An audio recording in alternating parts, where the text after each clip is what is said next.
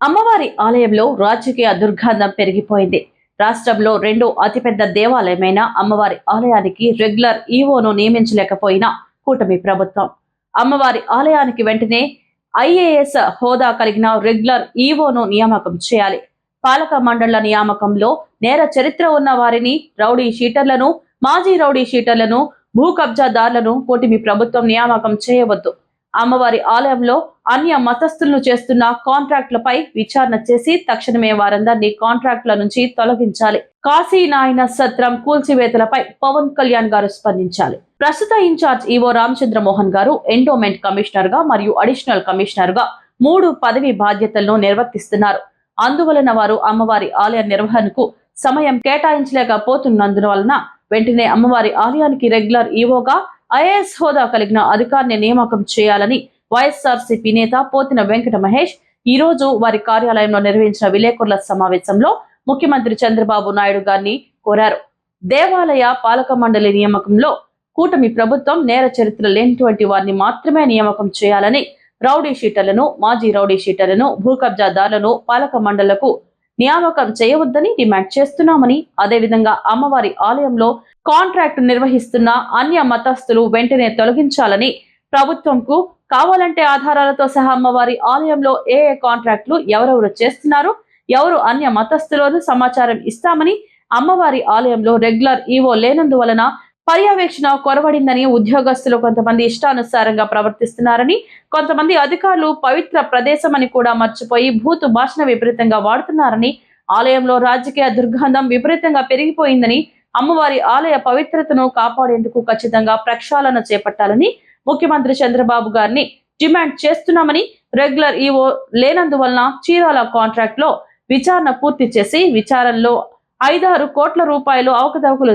నిర్ధారించిన నేటి వరకు చర్యలు తీసుకోలేకపోయారని, అమ్మవారి ఆలయంలో భద్రత కోసం నియామకం చేసిన సెక్యూరిటీ సంస్థ కూడా సరిగ్గా విధులు నిర్వహించడం లేదని పెద్ద ఎత్తున ఆరోపణలు, వార్తలు వస్తున్నాయని, అన్నదానం కాంట్రాక్ట్ పూర్తయి 3 నెలలైనా నేటి వరకు కాంట్రాక్ట్ పిలవలేదని, అదేవిధంగా అన్నదానంలో అనేక అవకతవకలు జరుగుతున్నాయని, దొంగ బిల్లులు పెట్టి డబ్బులు కాజేస్తున్నారని వార్తలు కూడా ఈ రోజు దినపత్రికలో వచ్చాయని, దుర్గమ్మ భక్తులు అల్పాహారం చేయాలంటే అమ్మవారి ఆలయంలో క్యాంటీన్ లేదని, ఎదురుగా దుర్గా వద్ద ఉన్నటువంటి క్యాంటీన్ లో అమ్మవారి భక్తులు టిఫిన్ చేసే పరిస్థితి ఉందని, రాష్ట్రంలో అతిపెద్ద దేవాలయంలో కనీసం క్యాంటీన్ నిర్వహించలేని పరిస్థితుల్లో ఉన్నారని, గతంలో టోల్ గేట్ అంశంపై కూడా గతంలో కూడా మాట్లాడామని, దిద్దుబాటు చర్యలు తప్పక తీసుకోవాలని, ఇంజనీరింగ్ విభాగంలో కోట్ల రూపాయల పనులు జరుగుతున్నాయని, వాటి నాణ్యతా ప్రమాణాలను పరిశీలించే పరిస్థితులు ప్రస్తుతం లేవని, నాసిరకం పనులు చేసి పెద్ద ఎత్తున డబ్బులు కొట్టేస్తున్నా పర్యవేక్షించే పరిస్థితి లేదని, పచారీ సరుకుల నాణ్యతపై కూడా కనీస పర్యవేక్షణ లేదని, ముఖ్యంగా లడ్డూ తయారీ నాణ్యతలో సరిగ్గా అమలు చేయడం లేదని, నాసిరకం సరుకులు వినియోగిస్తున్నారని, ఏడాదికి కనీసం 60 నుంచి 70 లక్షల రూపాయలు కమిషన్లు కొట్టేస్తున్నారని, ఈ అంశాలపై ఎందుకు ముఖ్యమంత్రి చంద్రబాబు నాయుడు గారు గాని, విద్యాశాఖ మంత్రి నారా లోకేష్ గారు గాని దృష్టి సారించడం లేదో అమ్మవారి భక్తులకు సమాధానం చెప్పాలని డిమాండ్ చేస్తున్నామని, కాశీ నాయన సత్రం కూల్చివేతపై పవన్ కళ్యాణ్ గారు ఎందుకు స్పందించడం లేదని, ఎన్నో సంవత్సరాల నుంచి అక్కడ భక్తులకు అనేక సేవా కార్యక్రమాలు, అన్నప్రసాద వితరణ జరుగుతున్నాయని, పవన్ కళ్యాణ్ గారి ఆదేశాలతోనే కాశీ నాయన సత్రం కూల్చివేశారని, సనాతన ధర్మం గురించి మాట్లాడే పవన్ కళ్యాణ్ గారు కాశీ నాయన సత్రం కూల్చివేతపై స్పందించాలని, ఈ అంశంపై జగన్మోహన్ రెడ్డి గారు ముఖ్యమంత్రిగా ఉన్న సమయంలోనే కేంద్ర ప్రభుత్వానికి కాశీ నాయన సత్రం అటవీ శాఖ సంస్థల్లో ఉందని, అందుకు మినహాయింపు ఇవ్వాలని లిఖితపూర్వకంగా కోరారని అన్నారు. ఈ విలేకరుల సమావేశంలో అడ్డూరి తమ్మారావు పాల్గొన్నారు. నమస్కారం. రాష్ట్రంలో రెండో అతి పెద్ద దేవాలయమైనటువంటి అమ్మవారి ఆలయానికి గత 3 నెలల నుంచి రెగ్యులర్ ఈవో గారిని నియమించడంలో కూటమి ప్రభుత్వం వైఫల్యం చెందింది.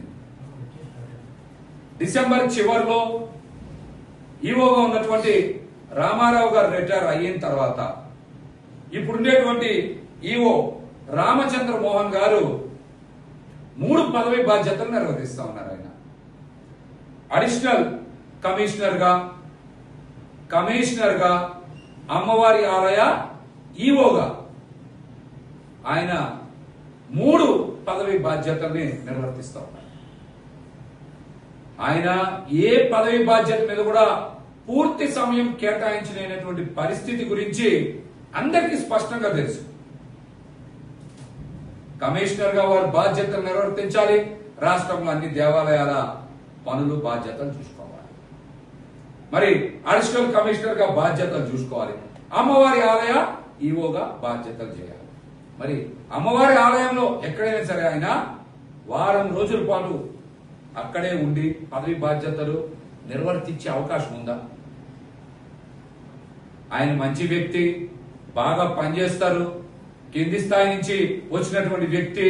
కానీ అమ్మవారి ఆలయంలో సమయం కేటాయించలేకపోవడం వలన అక్కడ అనేక కార్యక్రమాలు, అభివృద్ధి కార్యక్రమాలు, భక్తులకు సంబంధించిన సౌకర్యాల కార్యక్రమాలు, ఇంకా అనేక అంశాల మీద ఆయనకి సమయం చాలట్లేదు కనుక మేము కూటమి ప్రభుత్వాన్ని ఒకటే డిమాండ్ చేస్తూ ఉన్నాం. మీరు అమ్మవారి ఆలయానికి తక్షణమే రెగ్యులర్ ఈవోని నియామకం చేయాలి.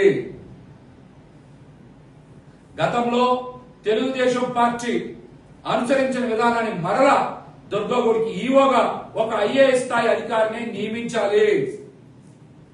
Regular EO నియమించాలి.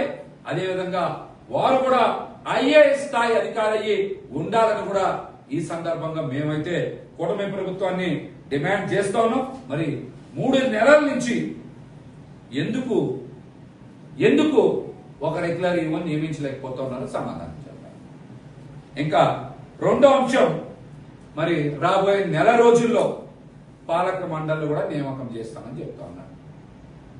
దేవాలయాల పాలక మండళ్ల నియామకంలో నేర చరిత్ర ఉన్నటువంటి వ్యక్తులను గాని వారి కుటుంబాలకు గాని అవకాశం కల్పించకూడదు.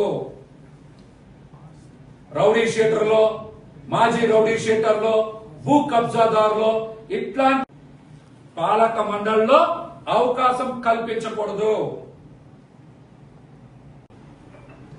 అమ్మవారి ఆలయంలో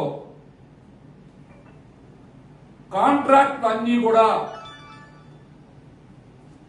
హిందువులకే ఇవ్వాలి. చాలా కాంట్రాక్టులు అన్యమతస్తులు చేస్తా ఉన్నారు. ఆలయ ప్రతిష్ట దెబ్బతినేటువంటి అవకాశం ఉంది. హిందూ ధర్మం, సనాతన ధర్మం గురించి మాట్లాడేటువంటి చాలా మంది, నేను ఎవరు ఒక్క వ్యక్తుల గురించి మాట్లాడతాను, చాలా మంది ఈరోజు చూస్తా ఉన్నాం, ధర్నాలు చేస్తూ ఉన్నారు, దీక్షలు చేస్తా ఉన్నారు. ఒక దగ్గరే కాదు కదా, వారు కూడా స్వామీజీలు కూడా చేయాల్సింది. అమ్మవారి ఆలయంలో జరుగుతున్నటువంటి అనేక అంశాల మీద కూడా మీరు దృష్టి సారించాలి కదా. అమ్మవారి ఆలయంలో చాలా కాంట్రాక్టులు అన్య మతస్థులు చేస్తా ఉన్నారు. కాబట్టి ఖచ్చితంగా వారిని కాంట్రాక్టుల నుంచి తొలగించి హిందువులకే ఇవ్వాలని కూడా ఈ సందర్భంగా నేనైతే కోరుతా ఉన్నా. దీని మీద కావాలంటే ప్రభుత్వానికి అన్ని వివరాలు, ఆధారాలతో సహా అందిస్తాం. ఏ కాంట్రాక్టులు ఎవరు చేస్తా ఉన్నారు, ఏ పార్టీ అండదండలు ఉన్నాయి, ఇప్పుడు అధికార పార్టీలో ఏ నాయకుడు అండదండలు ఉన్నాయనేది పూర్తి సమాచారం కూడా రాష్ట్ర ప్రభుత్వానికి పంపిస్తాం. నమస్కారం. రాష్ట్రంలో రెండో అతిపెద్ద దేవాలయమైనటువంటి అమ్మవారి ఆలయానికి గత 3 నెలల నుంచి రెగ్యులర్ ఈవో గారిని నియమించడంలో కూటమి ప్రభుత్వం వైఫల్యం చెందింది.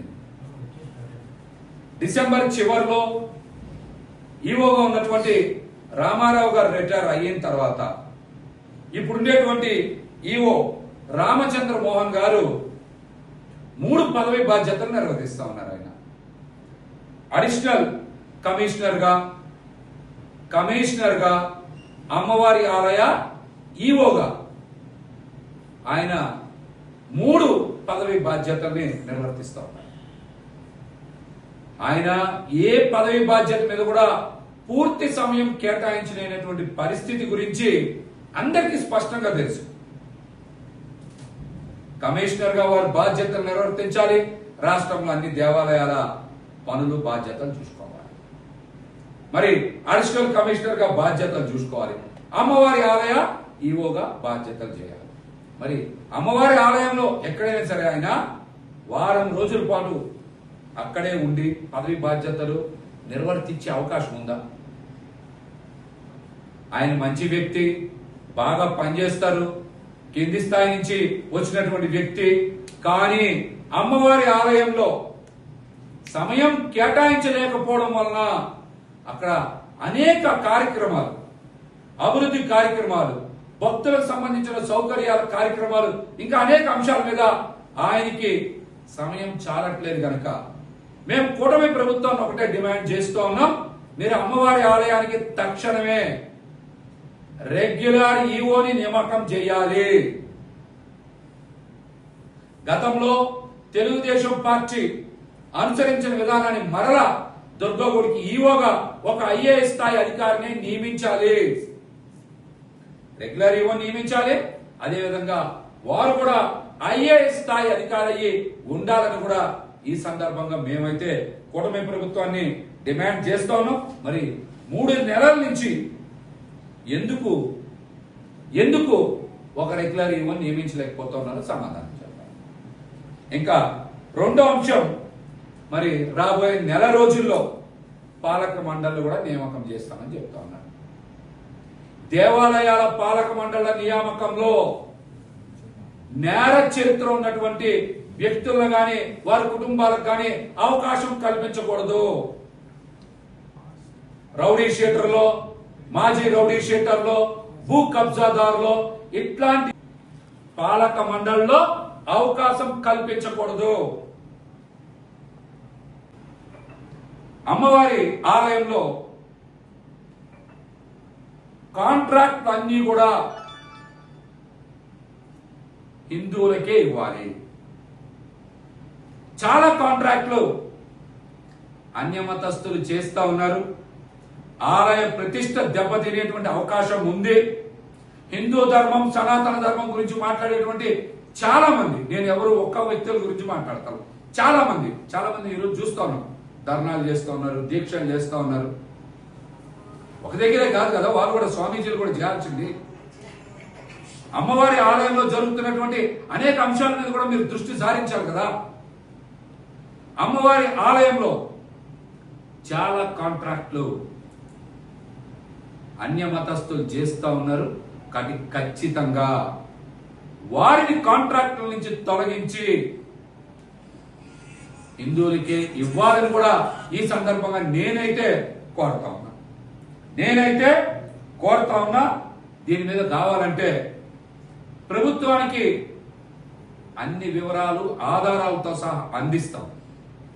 ఏ కాంట్రాక్ట్లు ఎవరు చేస్తా ఉన్నారు, ఏ పార్టీ అండదండలు ఉన్నాయి, ఇప్పుడు అధికార పార్టీలో ఏ నాయకుడు అండదండలు ఉన్నాయనేది పూర్తి సమాచారం కూడా రాష్ట్ర ప్రభుత్వానికి పంపిస్తాం. ఇక్కడ రెగ్యులర్ ఈవోగా లేకపోవడం వలన పూర్తిగా పర్యవేక్షణ కొరవడింది. ఉద్యోగస్తులు ఇష్టాని రీతిన వారికి నచ్చినట్టు పనిచేస్తా ఉన్నారు.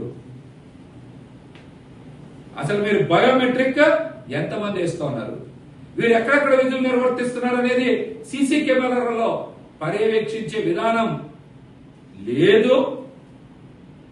పట్టించుకునేటువంటి పరిస్థితి అంతకన్నా లేదు.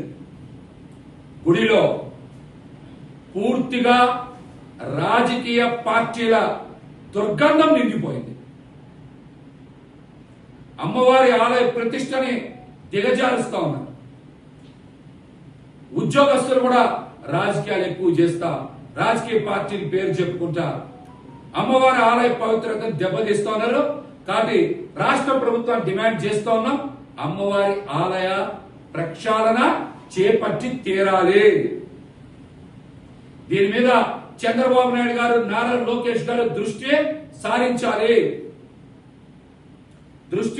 సారించాలి.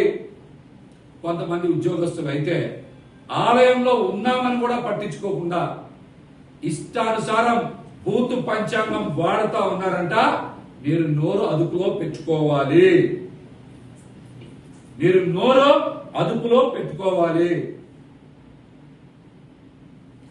ఇది సందర్భం కాదు కాబట్టి మీ పేర్లు చెప్పట్లా నేను.